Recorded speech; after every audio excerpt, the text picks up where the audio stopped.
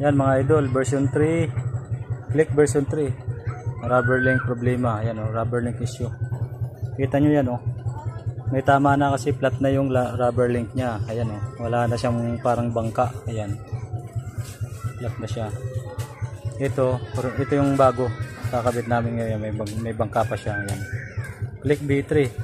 Sa mga ano problema sa matuktok na motor nila pagka nalulubak, lalo sa mga hams, sa mga lubakin na daan. Ito ang problema niyan, rubber link.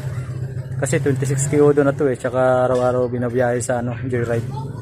Yan, click B3. Ito lang ang problema, tumutuktok na siya kasi ito wala nang engine support niya. Gastado na. Ayan, kita nyo naman, flat na siya. Ito may paumbok pa siya. Yan. So, tatanggalin natin i-compare natin.